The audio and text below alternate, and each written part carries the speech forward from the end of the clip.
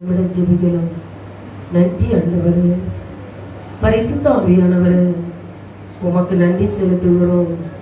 பப்பா, கடந்து வந்த பாதைகள் எல்லாம் கரடும் மேடுமான பாதைகள். திரும்பி பார்க்கிறேன் ஆண்டவரே, கண்ணீரோடு உமக்கு நன்றி செலுத்துகிறேன். எத்தனையோ நான் விரும்பின பாதைகள் எனக்கு முன்பதாக கடந்து வந்தது. எத்தனையோ நான் விரும்பாத பாதைகளும் எனக்கு முன்பதாக கடந்து வந்தது. ஆனாலும் ஆண்டவர், துக்கத்தோடும் இன்பத்தோடும் எல்லாவற்றையும் சுமந்து கொண்டேன். பாப்பா, நீர் எல்லாவற்றையும் மலை போல் வந்தவற்றை பனி போல் மாற்றி இந்த ஆராதனை ஸ்தலத்துல என்னை அழைத்து வந்திருக்கிறீர். என்னை குடும்பமாய் அழைத்து வந்திருக்கிறீர். உமக்கு நன்றி செலுத்துகிறேன் ராஜா. அற்புதத்தை செய்கிறவர், அடையாளத்தை காண்பிக்கிறவர், ஆச்சரியத்தை வெளிப்படுத்துகிறவர், இங்கே ஒருவர் வந்திருக்கிறீர் என்பதை அறிந்து உம்முடைய சமூகத்தில் ஓட்டோடி வந்திருக்கிறேன் ஆண்டவரே. பலவிதமான பிரயாசங்கள், போராட்டங்கள், துக்கங்கள், துயரங்கள், கண்ணீர்கள், வேதனைகளோடு அவமானத்தை சுமந்து வந்திருக்கிறேன். என்னை இந்த இடத்திலிருந்து விடுவித்து அனுப்ப வேண்டும். மருத்துவர்கள் ஆலோசனையின்படி நீ மரணத்திற்கு ஏதுவாய் இருக்கிறாய் என்பதை அறிவித்து கடந்து வந்திருக்கிறேன். பாப்பா, என்னை பாரும், என்னை விசாரியும் ராஜா. உம்முடைய ஜனங்கள் வந்திருக்கிறதை கர்த்தர் காண்கிறேன். பரிசுத்த ஆவியானவரே, கர்த்தர் தெளிவாய் சொல்லி அனுப்பி இருக்கிறீர் ஆண்டவரே. உன் விண்ணப்பத்தை கண்டேன், உன் விண்ணப்பத்தை கேட்டேன், உன் கண்ணீரை கண்டேன். உன்னை குணமாக்குவேன், ஆயுச நாட்களை கூட்டி கொடுப்பேன் என்று கர்த்தர் வாக்கு கொடுத்திருக்கிறேன்.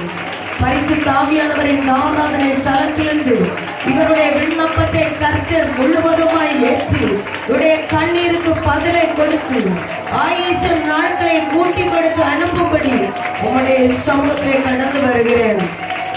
பாப்பா, அடிமை கட்டவிழ்க்கப்பட்ட கழுதை உண்மையை சுமந்து வந்திருக்கிறேன். நீர் பேசுவீராக, ஜனங்கள் குணமடைவார்களாக. பாப்பா, அடிமையை கல்வாரி சிலுவையின் நிழலிலே மறைத்து உம்முடைய இடைக்கு சென்னால் இடை கட்டி உண்மையே நீர் வெளிப்படுத்தும்படி இயேசுவ நாமத்தில் ஜெபிக்கிறேன். ஆமென். கர்த்தருடைய பரிசுத்த நாமத்திற்கு மகிமை உண்டாவதாக. தூரத்திலிருந்து சமீபத்திலிருந்தும் கர்த்தரை ஆராதிக்கும்படி கடந்து வந்திருக்கிற உங்களை யாவரையும் இயேசு கிறிஸ்துவின் இனிதான நாமத்தில் கெஸ்தமனி ஜெபத்தோட்டத்தின் சார்பில் வாழ்த்தி வரவேற்கிறோம். என் அன்பு தேவனுடைய பிள்ளைகளை, நீ இந்த இடத்தில் செய்யப்படுகிற விண்ணப்பத்திற்கு கர்த்தருடைய கண்கள் காண்கிறதும் செவிகள் கேட்கிறதுமா இருக்கிறது. நீ எதை குறித்து கலங்கி வருகிறாயோ, எதை குறித்து நீ போராடி வருகிறாயோ, அந்த காரியத்தை நீ இந்த இடத்தில் விண்ணப்பமாய் வைக்கின்ற பொழுது உன்னுடைய விண்ணப்பத்தை கர்த்தர் காண்கிறார்.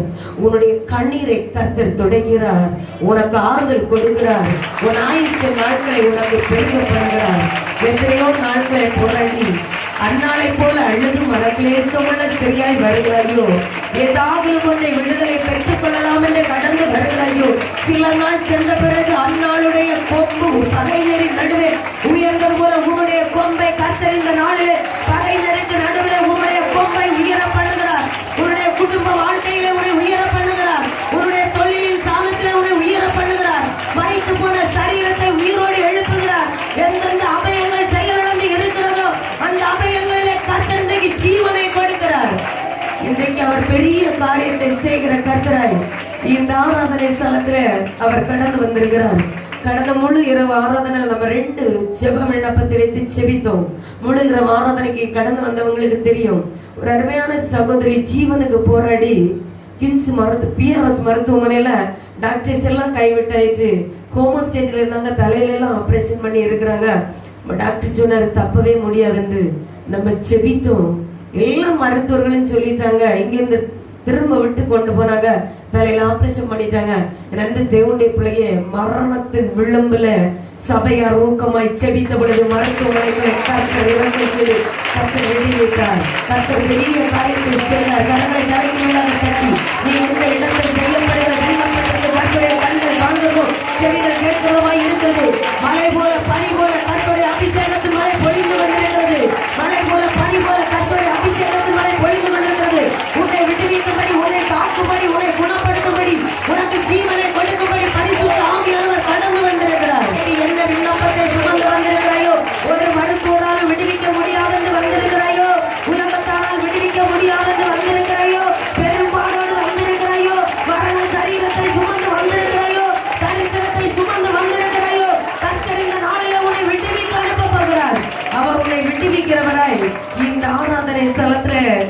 வந்திருக்கிறார். அநேக நாட்களாய் விண்ணப்பம் செய்து கொண்டிருக்கிறீர்கள். அநேக நாட்களாய் நீ உன்னை அறியாதபடி போக்கிலும் வருகையிலும் நீ தேவனுடைய சமூகத்துல உரத்த சத்தமாய் கூப்பிட்டும் நீ பெருமூச்சு விட்டு உன் விண்ணப்பத்தை சொல்லி சொல்லி இதுவரையிலும் உனக்கு பலன் இல்லாதபடி நீ பெருமூச்சு விட்டு வாழ்கிறாய். உன்னுடைய கண்ணீரை கர்த்தர் கண்டாயிற்று. உன்னை குணமாக்கும்படி ஆராதனை செலுத்தி கடந்து வந்திருக்கிறார். உன்னை குணமாக்கும்படி, உன்னுடைய கணவரை குணமாக்கும்படி, உன் பிள்ளைகளை குணமாக்கும்படி, உன்னை குணமாக்கும்படி கர்த்தர் இந்த ஆராதனை செலுத்தி கடந்து வந்திருக்கிறார். 2 ராஜாக்கள் 20ஆம் அதிகாரம் 1வது வசனம் வாசிக்கலாம். அந்நாட்களில் எசேக்கியாள் வியாதிப்பட்டு மரணத்திற்கு ஏதுவாய் இருந்தான்.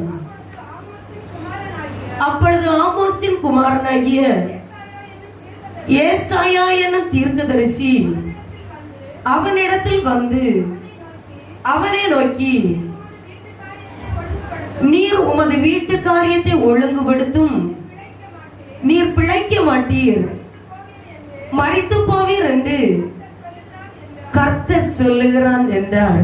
என் அன்பு தேவனுடைய பிள்ளையே, எசேக்கியாவை பார்த்து ஒரு தீர்க்கதரிசி கடந்து வந்து சொல்லுகிறார், இவன் ஒரு வியாதிக்கு அடிமைப்பட்டிருக்கிறார். இந்த வியாதியிலே கட்டிலும் படுக்கையுமாய் படுத்திருக்கிறார். அப்பொழுது ஒரு தீர்க்கதரிசி, ஏசாயா தீர்க்கதரிசி இவருடைய வீட்டுக்குள் கடந்து செல்கிறார். அங்கே கடந்து சென்று சொல்லுகிறார், நீ உன்னுடைய வீட்டு காரியத்தை ஆயத்தப்படுத்து, நீ பிழைக்க மாட்டாய், நீ மரித்து போவாய் என்று தீர்க்க தரிசனம் உரைக்கிறார். என் அன்பு தேவனுடைய பிள்ளையே, நம்மை குறித்து யாராகலும் இப்படி ஒரு தீர்க்க தரிசனத்தை உரைச்சிட்டாங்கன்னா உடனே நம்ம நீ பாஸ் ஆக மாட்ட, தோற்று போயிருவேன், இதை கர்த்தர் சொல்லுகிறார் என்று சொன்னால உன்னை சபையிலேயே காணாது. கர்த்தர் சொல்லுகிற சில வார்த்தைகளை சொல்லுகின்ற பொழுது நம்மை சபையிலேயே காணாது. இந்த சபைக்கு நீ போக வேண்டாம், இங்க மட்டும் இல்லை, எங்க போனாலும் அப்படிதான். உடனே நம்ம அந்த இடத்தை விட்டு ஓடிடுவோம். இங்க இவரை பார்த்து சொல்லுகிறார், நீ மரித்து போவாய், உன்னுடைய வீட்டு காரியத்தை ஒழுங்குபடுத்து. இவருடைய இருதயத்திற்குள் ஒரு துக்கம் புறப்பட்டு வருகிறது. ஆண்டவரே, என்னுடைய காரியத்தை, என் பிள்ளைகளுக்குரிய காரியத்தை நான் இன்னும் ஒழுங்கு செய்யவில்லை, மனைவிக்குரிய காரியத்தை இன்னும் ஒழுங்கு செய்யவில்லை, என்னுடன் பிறப்புகளுக்குள்ள காரியத்தை இன்னும் உறவு செய்யவில்லை. நான் என்ன செய்வேன்? நான் மரித்து போனால் என்னுடைய குடும்பத்தின் நிலைமை எதுவாய் ஆகும் என்று இவருடைய இருதயத்திற்குள் ஒரு மனக்கலக்கம் உண்டாயிற்று. என் அன்பு தேவனுடைய பிள்ளையே, நீ யாராகிலும் உன் மகனை குறித்தோ, உன் பிள்ளைகளை குறித்தோ, உன் கணவனை குறித்தோ, உன்னை குறித்தோ ஒருவேளை மருத்துவரால் உனக்கு அறிவிக்கப்பட்டிருக்கலாம், ஒருவேளை ஜோசியக்காரனால் அறிவிக்கப்பட்டிருக்கலாம், ஒருவேளை ஒரு குறிக்காரனால் அறிவிக்கப்பட்டிருக்கலாம், ஒருவேளை ஒரு மந்திரவாதியால் அறிவிக்கப்பட்டிருக்கலாம். நீ பயந்து கலங்கி வந்திருக்கிறாயோ, ஒருவேளை உன் வெளி தேசத்தில் இருக்கிற உன் கணவன் வியாதிப்பட்டு இருக்கலாம், ஒருவேளை வெளிநாட்டில் இருக்கிற உன் மனைவி வியாதிப்பட்டு இருக்கலாம். இந்த வேதி எதற்கு இடையாய் இருக்கும் என்று நீ கலங்கி நிற்கிறாயோ, கர்த்தருடைய ஆவியானவர் உனக்கு சொல்லுகிறார், உன்னுடைய விண்ணப்பத்தை அவர் கேட்கிறார். நீ எதற்காக விண்ணப்பம் செய்கிறாயோ, உன் பிள்ளைக்காக விண்ணப்பம் செய்கிறாயோ, உன் கணவனுக்காக விண்ணப்பம் செய்கிறாயோ, உன் மனைவிக்காக விண்ணப்பம் செய்கிறாயோ, இல்லை நீ மரண சரீரத்தோடு கடந்து வந்திருக்கிறாயோ, இல்லை யாரும் உன்னை விடுவிக்க முடியாதபடி ஒரு நிர்பந்தமான மரண சரீரத்தை சுமந்து வந்திருக்கிறாயோ, இந்த ஆராதனை ஸ்தலத்திலே அவர் உன்னை விடுவிக்க போகிற 2வது வசனம். அப்பொழுது எசேக்கியா முகத்தை சுவர்புறமாய் திருப்பிக் கொண்டு கர்த்தரை நோக்கி, கர்த்தாவே, நான் உமக்கு முன்பாக உண்மையும் மன உத்தமமாய் நடந்து உமது பார்வைக்கு நலமானதை செய்தேன் என்பதை நினைத்தருளும் என்று விண்ணப்பம் பண்ணினான். எசேக்கியா மிகவும் அழுதான். என் அன்பு தேவனுடைய பிள்ளையே, நீ மரித்து போவாய் என்று தீர்க்க தரிசனம் வந்த பொழுது எசேக்கியா அந்த தீர்க்க தரிசியை பார்த்து ஒன்று சொல்லாதபடி சுவர்புறமாய் திரும்பி, கர்த்தாவே, உமக்கு முன்பதாக நான் மன உண்மையும் உத்தமமும், வாசிக்கலாம், கர்த்தாவே, நான் உமக்கு முன்பாக உண்மையும் மன உத்தமமாய் நடந்து உமது பார்வைக்கு நலமானதை செய்தேன் என்று நினைத்தருளும் என்றான்.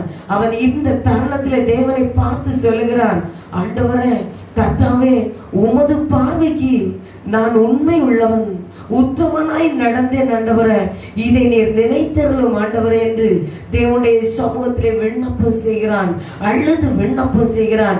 என் அன்பு தேவனுடைய பிள்ளையே, நம்மால் எத்தனை பேருக்கு சொல்ல முடியும்?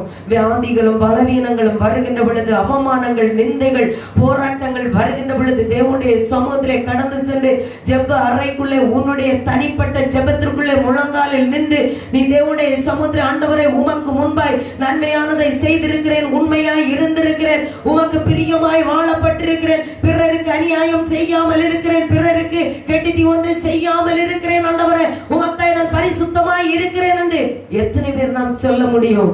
அவன் மன உண்மை உள்ளவனாய் உத்தமனாய் தேவனுடைய சமூகத்திலே அறிக்கையிட்டு விண்ணப்பம் செய்து செபிக்கிறான், அழுது செபிக்கிறான். ஆண்டவரே கர்த்தாவே, எனக்கு இந்த சூழ்நிலை வருவதற்கு காரணம் என்ன? உமக்கு முன்பாய் உண்மை உள்ளவனும் உத்தமனுமாய் இருந்த பொழுதும் இந்த வியாதி என்னை நெருக்கி இருக்கிறது, நான் மரணத்திற்கு ஏதுவாய் இருக்கிறேன் என்று சொல்லி ஆயிற்று, நான் என்ன வீட்டு காரியத்தை ஒழுங்குபடுத்தவில்லையே ஆண்டவரே என்று தேவனுடைய சமூகத்திலே சுவர்புறமாய் திரும்பி அழுது தேவனுடைய சமூகத்திலே விண்ணப்பம் செய்கிறான். என் அன்பு தேவனுடைய பிள்ளையே, ஒருவேளை நீங்கள் யாராக இந்த நாளில பல வருடங்களாய், பல நாட்களாய், பல மாதங்களாய் நீ அழுது உன்னுடைய வியாதிப்பட்ட சரீரத்திற்காய், உன்னுடைய தரித்திரத்திலிருந்து நீ வெளியே வரும்படி, உன்னுடைய கணவனுக்கு ஒரு வேலை கிடைக்கும்படி, உன்னுடைய பிள்ளைகளுக்கு ஞானத்தின் ஆவியை கர்த்தர் ஊற்றும்படி, ஞானமில்லாத உன் பிள்ளைகள் மூலமாய் நீ செலவழித்தப்பட்ட பணங்கள் முழுவதும் தண்ணீருக்குள் நின்றது போல உன் பிள்ளையினுடைய அறிவு குந்தி போய் நின்றிருக்கலாம். இந்த நாளிலே கர்த்தருடைய ஆவியானுடைய சமூகத்துல நீ எத்தனை முறை விண்ணப்பம் செய்தாயோ, இந்த விண்ணப்பத்திற்கு பதிலை கொண்டு இந்த ஆராதனை ஸ்தலத்திலே கடந்து வருகிறார். அணைந்து போன உன்னுடைய விளக்கை எழுத்தும்படி, அணைந்து போன உன்னுடைய விளக்கை ஏற்றும்படி, பட்ட பகலில் மறைந்து போன சூரியன் உனக்காய் திரும்பவும், எந்த இடத்திலே சூரியன் மறைந்ததோ அதே இடத்திலே பட்ட பகலில் மறைந்து போன சூரியன் உனக்காய் திரும்பவும் உதிர்க்கும்படி கர்த்தருடைய ஆவியானவர் கடந்து வந்திருக்கிறார். உன்னுடைய தரித்திரங்கள் மாறுகிறது, உன்னுடைய கண்ணீர்கள் மாறுகிறது, உன்னுடைய வேதனைகள் மாறுகிறது, உன்னுடைய அவமானங்கள் மாறுகிறது, உன்னுடைய மரண கட்டை கர்த்தர் மாற்றுகிறார், உன்னுடைய மரண கட்டை கர்த்தர் மாற்றுகிறார். சுமக்க முடியாத நிந்தைகளோடு வந்திருக்கிறாயோ, சுமக்க முடியாத பாரங்களை சுமந்து வந்திருக்கிறாயோ, இந்த ஆராதனை ஸ்தலத்தில் கர்த்தர் உன்னை விடுவிக்கிறார். மூன்றாவது வருஷம் வாசிக்கிறோம். மூன்றாவது வருஷம். கர்த்தாவே, நான் உமக்கு முன்பாக உண்மையும். இரண்டாவது வசனம் வாசிக்கிறோம். அப்பொழுது எசேக்கியா தன் முகத்தை சுவர்புறமாய் திருப்பிக் கொண்டு கர்த்தரை நோக்கி சொன்னவற்றை தேவன் கண்டார். இந்த நாளிலே நாம் தேவனுடைய சமூகத்திற்கு நேராய் நம்முடைய இருதயத்தை திரும்ப போகிறோம். ஆண்டவரே, எசேக்கியா ராஜா சொன்னது போல, தேவனே, இத்தனை வருடமாய் 8 வருடமாய் புலம்புகிறேன், 7 வருடமாய் புலம்புகிறேன், 40 வருடமாய் புலம்புகிறேன், 18 வருடமாய் புலம்புகிறேன், 38 வருடமாய் புலம்புகிறேன், 38 வருடமாய் வியாதிப்பட்டிருந்த ஒரு மகன் பெதஸ்தா எப்பொழுது கலக்கப்படும் என்று காத்திருந்தான். யாரும் அந்த பெதஸ்தா கலக்கப்படுகின்ற பொழுது, குளம் கலக்கப்படுகின்ற பொழுது அவனை கொண்டு போய் விடுபவர் ஒருவரும் இல்லை. 38 வருடமாய் அதே இடத்தில் காத்திருந்து அழுது புலம்பி கண்ணீர் வடித்துக் கொண்டிருக்கிறான். யாரும் அவனை தேற்றி வரலை, யாரும் அவனை விடுவிப்பார்களே. என் அன்பு தேவனுடைய பிள்ளையே, உன்னையும் இந்த 5 தூண் மண்டபங்களை தேடி நீ அலைந்து கொண்டிருக்கிறாய். எங்கே எனக்கு விடுதலை உண்டு, எங்கே எனக்கு சகாயம் உண்டு, எங்கே எனக்கு ஆறுதல் உண்டு, எங்கே எனக்கு சமாதானம் உண்டு என்று நீ கடந்து வந்திருக்கிறாய். இதுவரையில் நீ 5 தூண் மண்டபங்களை தேடி நீ காணவில்லை. இந்த குஷ்டரோகி காத்திருந்து எப்பொழுது தண்ணீர் கலக்கப்படும் என்று காத்திருந்தான். என் அன்பு தேவனுடைய பிள்ளையை, ஒருவரும் அவனை தூக்கி தண்ணீருக்குள் கொண்டு போவதற்கும் ஒருவரும் வரவில்லை. இவனுக்காக தண்ணீரை கலக்கும்படியும் ஒருவர் வரவில்லை. அவன் இருக்கிற இடத்துல இயேசு கடந்து வந்தார். அவனை பார்த்து சொன்னார், ஒரு படுக்கையை எடுத்துக்கொண்டு நடந்து போய் என்று சொன்னார். அவன் படுக்கையை எடுத்துக்கொண்டு நடந்து போனார். இந்த ஆராதனை ஸ்தலத்திலே உனக்காக விண்ணப்பம் பண்ணும்படி ஒருவரும் வரவில்லை, உனக்காக ஆதரவு செய்யும்படி ஒருவரும் வரவில்லை. ஆராதனை ஸ்தலத்திலே இயேசு உனக்காய் கடந்து வந்திருக்கிறார். இயேசு உனக்காய்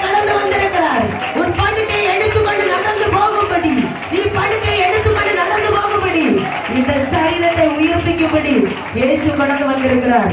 இந்த ஆராதனை முடிந்து போகின்ற பொழுது நீ எப்பேற்பட்ட வியாதிஸ்தனா இருந்தாலும் இன்றைக்கு நீ இந்த ஆராதனை ஸ்தலத்திலிருந்து குணமடைந்து போக போகிறாய். வெறுமையா எல்லாம் கர்த்தருடைய சமூகத்தில் விடுதலை பெற்று கடந்து செல்ல போகிறாய். உன்னுடைய சரீரத்தில் உச்சம் தலைந்து உள்ளம் கால் வரையிலும் கர்த்தருடைய மகிமை இறங்கி வருது. உன்னுடைய தலைக்குள்ள, உன்னுடைய கண்களுக்குள்ள, உன்னுடைய அவயங்களுக்குள்ள, கல்லீரல்ல, கணையத்துல, உன்னுடைய பெட்டி பகுதியில, பிளாடர் பகுதியில, உன்னுடைய எல்லா பகுதிகளும் எலும்புக்குள்ள, நரம்புக்குள்ள, தசைக்குள்ள கர்த்தருடைய மகிமை இறங்கி வருகிறது. கர்த்தருடைய மகிமை இறங்கி வருகிறது. நீ கர்த்தருடைய வல்லமையால் குணமடைகிறாய். உன்னுடைய சரீரத்தை கர்த்தர் விடுவிக்கிறார். உன்னுடைய சரீரத்துல ஜெயம் கடந்து வருகிறது. 5வது வசனம் வாசிக்கிறோம். நீ திரும்பி போய் என் ஜனத்தின் அதிபதியாகிய எசேக்கியாவை நோக்கி உன் தகப்பனாகிய தாவீதின் தேவனாய் இருக்கிற கர்த்தர் சொல்லுகிறது என்னவென்றால், உன் விண்ணப்பத்தை கேட்டேன், உன் கண்ணீரை கண்டேன், இதோ நான் உன்னை குணமாக்குவேன். 3ஆம் நாளிலே நீ கர்த்தருடைய ஆலயத்திற்கு போவாய். எனது தேவனுடைய பிள்ளையே, நீ ஒருவேளை ஒருவராலும் குணமாக்க முடியாத வியாதியோடு கடந்து வந்திருக்கிறாய். எந்த தீர்க்கதரிசி அவரை பார்த்து நீ மரித்து போவாய், நீ பிழைக்க மாட்டாய், வீட்டு காரியத்தை ஆயத்தப்படுத்து என்று சொன்னாரோ அந்த தீர்க்கதரிசி சொல்லிவிட்டு அவர் திரும்ப வெளியே கடந்து வந்தாயிற்று. ஆனால் இவர் தேவனுடைய சமூகத்திலே அழுது விண்ணப்பம் செய்கிறார். இந்த விண்ணப்பத்தையும் இந்த கண்ணீரையும் கர்த்தர் கண்டு அவருடைய சமூகத்தை நோக்கி பார்த்தார். இவன் என்னுடைய பார்வைக்கு மிகவும் அருமையும், இவனுடைய பார்வைக்கு உண்மையும் உள்ளவனாய் இருக்கிறான். இவன் உத்தமனாய் என்னுடைய சமூகத்துல கண்களை ஏறெடுத்து அழுகிறான். இவனுக்கு நான் எதையாக செய்தாக வேண்டும். நீயும் இப்படி அழுது கொண்டிருந்தபடியால் தான் இந்த ஆராதனை ஸ்தலத்திலே கர்த்தர் உன்னை அழைத்து வந்திருக்கிறார். நீ புலம்பிக் கொண்டிருந்தபடியால், நீ விண்ணப்பம் செய்தபடியால் கர்த்தர் இந்த ஆராதனை ஸ்தலத்துல உன்னை அழைத்து வந்திருக்கிறார். இந்த தீர்க்கதரிசி ஏசாயா தீர்க்கதரிசியை திரும்பவுமாய் அவருடைய அருகிலே அனுப்புகிறார். அனுப்பி சொல்லுகிறார், உன்னுடைய கண்ணீரை கண்டேன், உன் விண்ணப்பத்தை கண்டேன், உன்னை குணமாக்குகிறேன். நீ 3ஆம் நாளிலே தேவாலயத்திற்கு கடந்து செல்வாய்.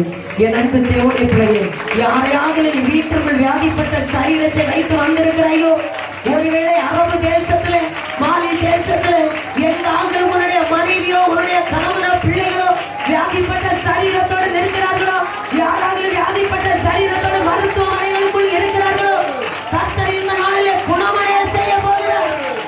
3ஆம் நாளிலே தேவாலயத்திற்கு போகும்படி கர்த்தர் இந்த நாளிலே உன் சரீரத்தை விடுவிக்க போகிறார். இனி நீ நிர்பந்தமான மரண சரீரம் அல்ல, உன்னுடைய மரண சரீரத்தை கர்த்தர் விடுவிக்கிறார். 6வது வசனம் வாசிக்கலாம். உன் நாட்களோடு 15 வருஷங்களை கூட்டுவேன்.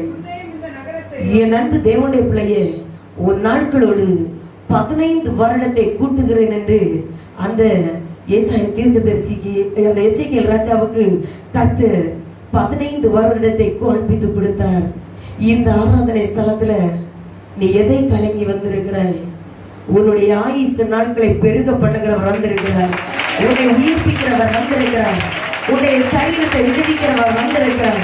நீ தூக்கி எறியப்பட்ட தேசத்துல, நீ குணமாகாத இந்த நிறைந்த இடத்துல, உன்னை எழும்ப விடாதபடி உன் தலையை அமிழ்த்தின தேசத்துல உன்னை குணமாக்குகிறவர் கடந்து வந்திருக்கிறார். இந்த நாளில் அவர் உன்னை விடுவித்து அனுப்ப போகிறார். ஜாதிகளின் ஜனங்களை காணும்படி, இந்த ஆச்சரியமான செயல்களை ஜாதிகளின் ஜனங்களும் காணும்படி உன்னை இந்த ஆராதனை ஸ்தலத்திலிருந்து அவர் விடுவித்து, மெய்யாய் விடுவித்து, அவருடைய அபிஷேகத்தினால் நிரப்பி உன்னை அவர் அனுப்ப போகிறார். உனக்கு முன்பதாக இருக்கிற எல்லா பலவான்களையும் கர்த்தர் நிர்மூலப்படுத்த போகிறார். உனக்கு முன்பதாக நிற்கிற எரிகோ கோட்டைகளை கர்த்தர் உடைக்கிற நேரம் இது. எரிகோ கோட்டைகளை கர்த்தர் உடைக்கிற நேரம் இது. மந்திர தந்திர சூனிய ஆவிகள், மந்திர தந்திர சூனிய ஆவிகள் இயேசுவின் நாமத்தில் கட்டப்படுகிறது.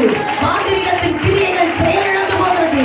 அந்த காலத்தின் இருள்கள், ஒளிவிடத்தின் ஆவிகள், இருளின் தத்துவங்கள், நேர்த்தியின் ஆவிகள், பூஜையின் ஆவிகள் இயேசுவின் நாமத்தில் செயலிழந்து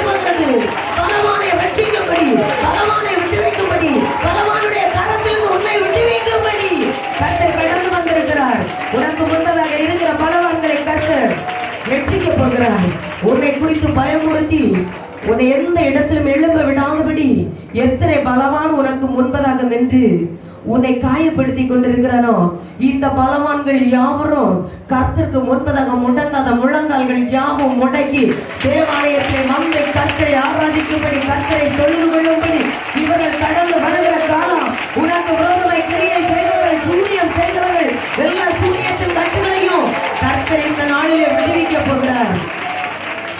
எதற்காக உன்னை கர்த்தர் விடுவிக்க போகிறார் என்றால், 1 பேதுரு 2ஆம் அதிகாரம் 10வது வசனம் வாசிக்கலாம். 1 பேதுரு, முன்னே நீங்கள் தேவனுடைய ஜனங்களாய் இருக்கவில்லை, இப்பொழுதோ அவருடைய ஜனங்களாய் இருக்கிறீர்கள். முன்னே நீங்கள் இரக்கம் பெறாதவர்களாய் இருந்தீர்கள், இப்பொழுதோ இரக்கம் பெற்றவர்களாய் இருக்கிறீர்கள். என் அன்பு தேவனுடைய பிள்ளையே, முன்னே நீங்கள் வாசிக்கலாம் ஒரு முறை கூட. முன்னே நீங்கள் தேவனுடைய ஜனங்களாய் இருக்கவில்லை, இப்பொழுதோ அவருடைய ஜனங்களாய் இருக்கிறீர்கள். முன்னே நீங்கள் தேவனுடைய ஜனங்களாய் இருக்கவில்லை. நாம் ஆதியிலும் கிறிஸ்தவன், பாதியிலும் கிறிஸ்தவன், விக்கிரக ஆராதனைக்கு செல்கிறவர்கள், அப்படியே நாம் பாகாலுக்கு பின்பதாக ஓடிக்கொண்டிருந்தவர்கள், அப்படியே நாம் ஓடிக்கொண்டிருந்தோம். என் அன்பு தேவனுடைய பிள்ளையே, இந்த ஆராதனை ஸ்தலத்துல நான் இப்பொழுது உங்கள் மத்தியில நிற்கிறேன் என்றால், ஒரு 25 வயதுல நான் விக்கிரக மார்க்கத்தை சேர்ந்தவள் தான். என்னுடைய தகப்பனார் ஜாதகம் பார்க்கும்படி கடந்து சொல்வார்கள். ஒரு வியாதிக்கு அடிமைப்பட்டிருந்தேன். இந்த பைபிளை கூட எடுத்து படிக்க முடியாது. நான் இருக்கிற இடத்துல அப்படி படுத்து இருந்துதான் படிப்பேன். என்னால படிக்க முடியாது. எத்தனையோ மருத்துவம் செய்தோம், ஆனா என்னுடைய சரீரம் ஒத்து கொடுக்காது. எழுப்பி நடக்க முடியாது. 10 நிமிஷம் கூட என்னால இருக்க முடியாது. அப்படியாக ஒரு வியாதிக்கு நான் அடிமைப்பட்டிருந்தேன். ஒவ்வொரு பொழுதும் அழுது கொண்டே இருப்பேன். என்னுடைய சரீரம் ஒரு புறமா அடிக்கப்பட்டது.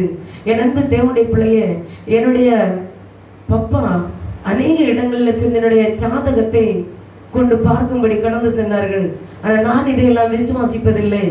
என்னுடைய அப்பா விக்கிரக மார்க்கத்திற்குள் இருந்தார்கள். நாங்கள் பரம்பரையாய் விக்கிரகத்திற்குள் இருந்தவர்கள். என்னுடைய தாத்தா விக்கிரக ஆராதனை கோயில் எல்லாம் வச்சு அங்க மணி எல்லாம் அடிச்சு கிடா எல்லாம் வெட்டி சாப்பாடு எல்லாம் கொடுப்பாங்க. அந்த குடும்பத்துல தான் நான் பிறந்து வளர்க்கப்பட்டேன்.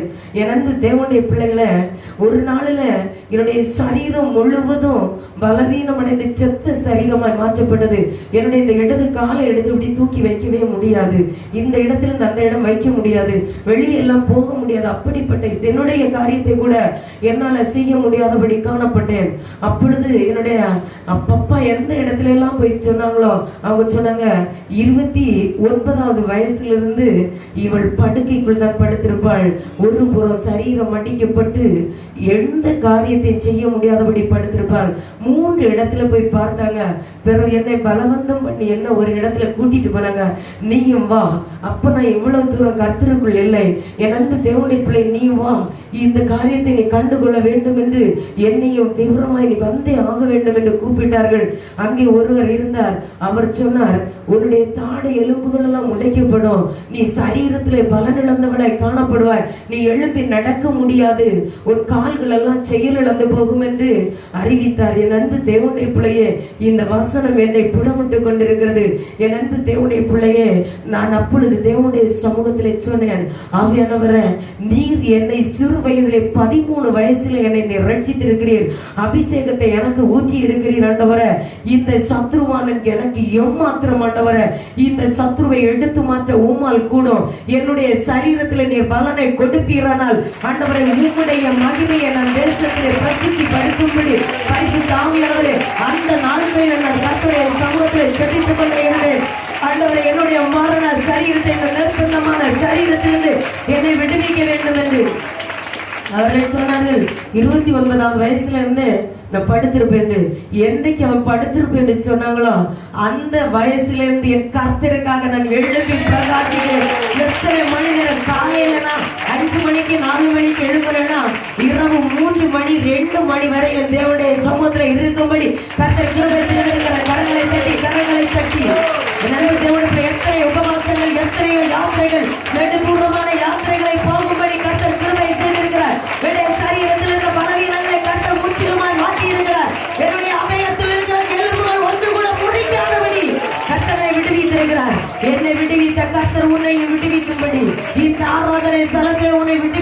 கர்த்தர் வந்திருக்கிறார். உன் விண்ணப்பத்தை அவர் கண்டாயிற்று, உன் கண்ணீரை அவர் கேட்டாயிற்று. உன்னை நீ எழுப்பி பிரகாசிக்கிற நேரம் இது. நீ கிறிஸ்துவுக்காய் எழும்ப வேண்டும். நீ இருக்கிற இடத்திலிருந்து உன்னை எழுப்பி உன்னை பிரகாசிக்க பண்ணுகிறவர் வந்திருக்கிறார். எப்படிப்பட்ட வியாதியாக இருந்தாலும் சரி, எப்படிப்பட்ட பலவீனமாக இருந்தாலும் சரி, இந்த நாளிலே கர்த்தர் உன்னை உயிர்ப்பித்து அனுப்ப போகிறார். இந்த நாளிலே கர்த்தர் உன்னை உயிர்ப்பித்து அனுப்ப போகிறார். அதுவரையில் என்னுடைய குடும்பத்துல யாருமே ரட்சிக்கப்படல. என்றைக்கு கர்த்தர் என்னை எழுப்பி நிற்க செய்தாரோ, நடக்க செய்தாரோ, நான் ஆராதிக்கிற தேவன் உண்மை உள்ள தேவன் என்பதை என்னுடைய உறவினர்கள் கண்டுகொண்டார்கள்.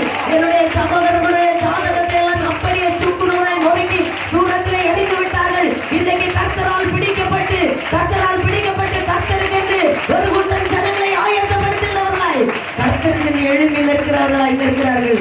என்னுடைய தந்தையும் என்னோடு கூட கர்த்தரை ஆராதித்துக் கொண்டிருக்கிறார். என் அன்பு தேவனுடைய பிள்ளையே, உன்னை விடுவிக்கும்படி நீ எப்பேற்பட்ட வியாதியா இருந்தாலும் உன்னுடைய வியாதியில தான் கர்த்தருடைய மகிமை உனக்கு வெளிப்படும். கர்த்தருடைய மகிமை உனக்குள்ள மகிமைப்படும். உனக்கு வருகிற வியாதி உன்னை அழிக்கும்படி அல்ல, உனக்கு வருகிற வியாதி உன்னை அழிக்கும்படி அல்ல. உனக்கு வருகிற மரணக்கட்டு, இந்த மரணக்கட்டு உன்னை மரணப்படுத்தும் அல்ல. நீ யார் என்பதை தேசத்திற்கு காண்பிக்கும்படி, நீ யார் என்பதை தேசத்திற்கு காண்பிக்கும்படி உன் சரீரம் எப்பேற்பட்ட சரீரமா இருந்தாலும் உன்னை விடுவிக்கிறார். அந்த வசனம் வாசிக்கலாம்.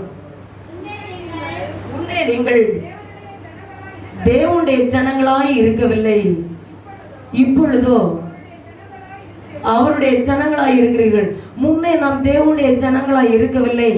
ஆகவே ஜோசியக்காரனை தேடி, குறிக்காரனை தேடி, யார் எங்கெங்கெல்லாம் சொல்லுகிறார்களோ அந்த பாகாலை தேடி விக்கிரகங்களுக்கு முன்பதாக முழங்காலிட்டு, ஐயோ எப்படியாக அங்க போய் தோப்புகாரனிட்டு அது செய்து இது செய்து அது இதெல்லாம் வாங்கி கொடுத்து எப்படி இல்லாம எங்க இல்லாம சுத்தி அலைஞ்சு வந்தோம். யாரு? நானும் கூட தான். எனக்கு தேவனுடைய பிள்ளையே, முன்னே நாம் தேவனை அறியவில்லை, இப்போ நாம் தேவனை அறிந்திருக்கிறோம். இப்போ நம்மை கர்த்தர் அழைச்சி வந்திருக்கிறார். முன்னாடி இதுக்கு முன்னாடி உனக்கு உதவி செய்ய முடியவில்லை, நீ கர்த்தருடைய பிள்ளையாய் இருக்கவில்லை. இப்பொழுது நீ கர்த்தருடைய பிள்ளையாய் மாற்றப்பட்டாயிற்று. நீ கர்த்தருடைய பிள்ளையாய் மாற்றப்பட்டபடியால் கர்த்தரால் ரட்சிக்கப்பட்ட ஜனமே நீ பாக்கியவான். உனக்கு ஒப்பானவர் ஒருவரும் இல்லை. உன்னை கர்த்தர் விடுவிக்க போகிறார். நீ இப்போ கர்த்தருடைய பிள்ளையாய் மாற்றப்பட்டாயிற்று. ஆகவேதான் முன்னே நீ கர்த்தரிடத்துல இறக்கம் பெறல, இப்ப நீ அவருடைய சமூகத்துல இறக்கம் பெற்றாயிற்று. எத்தனையோ நாள் முழங்கால நின்று அழுதுருப்பான். பாகாலுக்கு முன்ன நின்ன நீயும் அழுது கொண்டிருக்கிறாய். ஜோசியனை தேடி ஓடின நீயும் தேவனுக்கு முன்பாக அழுது கொண்டிருக்கிறாய். மந்திரவாதியை தேடி அலைந்த நீயும் தேவனுக்கு முன்பாக அழுது கொண்டிருக்கிறாய். ஓ விண்ணப்பம் எசேக்கியேல் ராஜாவுடைய விண்ணப்பத்தை கேட்டது போல, கண்ணீரை கண்டது போல, மன்றாட்டை கேட்டது போல உன்னுடைய மன்றாட்டை கேட்கிறார். வாசிகள். முன்னே நீங்கள் தேவனுடைய ஜனங்களாய் இருக்கவில்லை, அவருக்கு பிரியமான வழியில நடக்கவில்லை. ஜோசியனை தேடி, குறிக்காரனை தேடி, பாகாலை தேடி, விக்கிரகங்களை தேடி, அங்குமிங்குமாய் அலைந்து பலவானை தேடி, அதிகாரிகளை தேடி அங்குமிங்குமாய் ஓடிக்கொண்டிருந்தோம்.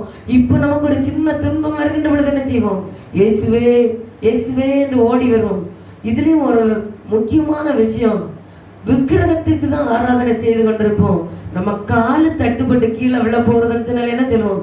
இயேசுவே ரட்சியும், இயேசுவே ரட்சியும். நீ போனதங்க விக்கிரகத்துக்கு முன்ன, நீ போனதங்க மந்திரவாதியை தேடி, நீ போனதங்க குறி கேட்க. நீ கால் தவறி தட்டுப்பட்டு விழுந்துட்ட, நீ எதை சொல்லி கூப்பிடுவேன்? இயேசுவே இயேசுவே ரட்சியும்.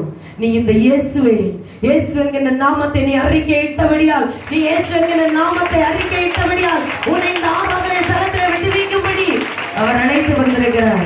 அவர் உன்னை வெளியாய் விடுவிக்க போகிறார். வாசிக்கலாம். இப்பொழுது அவருடைய ஜனங்களாய் இருக்கிறீர்கள்,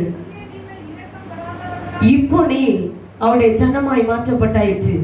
எல்லாவற்றையும் விட்டு, வானம் எனக்கு சிங்காசனம், பூமி அவருடைய பாதபடி. சிலருடைய வீடுகள்ல பார்த்தா ஒரு பெரிய ஜீசஸ் போட்டா கேட்டா சொல்லுவாங்க, இது ஜீசஸ் போட்டா தானே. ஜீசஸை யாருமே பார்க்கல. யாராவது இங்க பாத்தீங்களா? ஜீசஸ பார்க்கல. வேதம் சொல்லுகிறது, வானம் எனக்கு சிங்காசனம், பூமி பாதபடி. இவ்வளவு பெரிய இயேசுவை அடைச்சு வைக்க உன் வீட்டுல இடம் இருக்க? இல்ல, யாரும் அடைச்சு வைக்க முடியாது. சிலருடைய வீட்டுல பார்த்தா அப்படி ஒரு இது செய்து வச்சு அதுல ஒரு வெளிச்சம், விளக்கு போட்டிருக்கு. உனக்கே வெளிச்சம் கொடுக்கணும்னு அவர் கொடுத்தாதான் வெளிச்சம். அவர் வெளிச்சம் கொடுக்கலன்னா உன் வீடும் இருளு, உன் வாழ்க்கையும் இருண்டு போய்விட்டது. அப்படி அநேகர் அதற்கு அடிமைப்பட்டிருக்கிறோம்.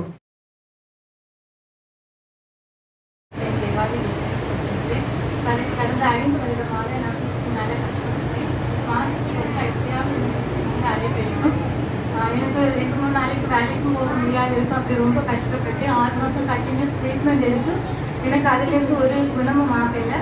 பப்பு எடுப்பேன், அப்புறமா சரியாயிடும். ஒரு நாள் மார்ச் 24ஆம் தேதி 2 நாள் லீவுக்காக நான் எங்கள் ஊருக்கு வந்திருந்தப்ப சண்டே சர்வீஸில் சிஸ்டர் சொன்னாங்க, வெளிநாட்டில் வேலை செய்து கொண்டு பிள்ளைங்களும் கணவனும் இங்கே இருக்காங்க, உன் வேலைக்கு செல்ல முடியாதபடி சத்துருவாங்க உன்னை அலைக்கழிக்கிறார், உனக்கு வீசிங்கில் ட்ரபிள் இருக்குது, அதிலிருந்து கர்த்தர் உனக்கு இன்று பரிபூர்ண விடுதலையை தருவார்னு சொன்னாங்க. அந்த மாதம் எனக்கு வீசிங் வரல. என்னோட மெடிசனும் தீர்ந்ததுனால தான் நான் வீட்டிலேருந்து அங்கே கொடுத்து விட முடியாததுனால தான் நானும் அதை எடுக்கிறதுக்காக வந்திருந்தேன். அப்போ சிஸ்டர்கிட்ட இப்படி சொன்னேன், சிஸ்டர் இதுக்காக தான் வந்திருந்தேன். அப்போ கர்த்தர் எனக்கு இப்படி உங்கள் மூலமாக வெளிப்படுத்திருக்காங்க, அதனால நான் மெடிசன் எடுக்க மாட்டேன்னு சொன்னேன். அங்கே போகும்போது நான் மெடிசன் எடுத்துகிட்டு போகலை. ஆனால் இது வரைக்கும் எனக்கு அந்த வீசிங் ப்ராப்ளம் வந்தது கிடையாது.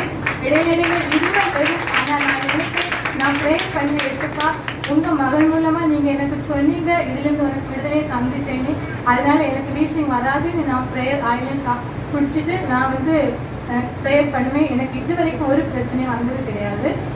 அதற்காக என் தேவனை ஸ்தோத்தரிக்கிறேன். கடந்த மாதம் 22ஆம் தேதி ராத்திரியில் எனக்கு இடது கால் சுளுக்கிடுச்சு. சுளுக்கினப்போ நல்ல வலியாக இருந்துச்சு. எனக்கு வேலைக்கு போக முடியல. எக்ஸ்ரே எடுத்து பார்த்தப்ப எக்ஸ்ரேயில் போன் ஒன்றுமே உடையலை, எல்லாம் நல்லா தான் இருந்துச்சு. ஆனாலும் வலி கூட இருந்ததுனால டாக்டர்ஸ் எம்ஆர்ஐ எடுத்து பார்க்க சொன்னாங்க. எம்ஆர்ஐ எடுத்தப்ப அதில் இடது காலில் உள்ள ஜவ்வு கிழிஞ்சிருக்குது, அது ஆப்ரேஷன் பண்ணாதான் நடக்க முடியும். 6 மாதம் ரெஸ்ட் எடுத்துட்டு அதுக்கப்புறமா டியூட்டிக்கு ஜாயின் பண்ணலாம் அப்படின்னு சொன்னாங்க. எனக்கு சரியாக நடக்க முடியாது. படுத்திருந்தாலும் அந்த கால் மரத்து போயிருக்கும்.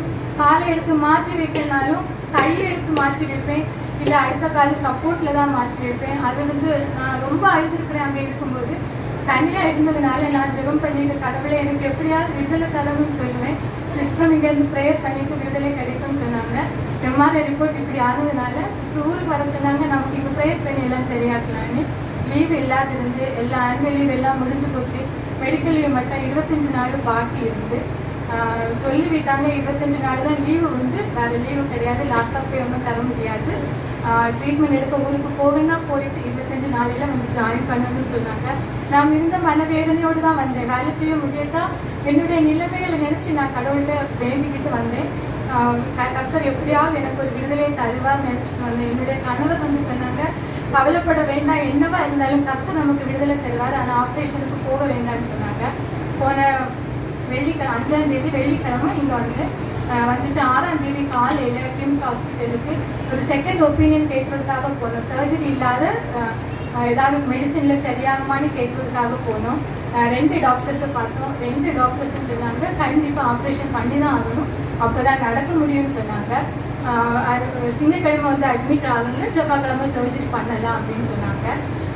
நாங்கள் வரும்போது நானும் கூட என்னோட கணவருக்கு சொன்னேன், நான் இனி வேலைக்கு போகலை, ஆப்ரேஷன் பண்ண வேண்டாம், இப்படியே நொண்டி நடந்தால் நான் வீட்டில் இருந்துட்டேன்னு தான் சொன்னேன்.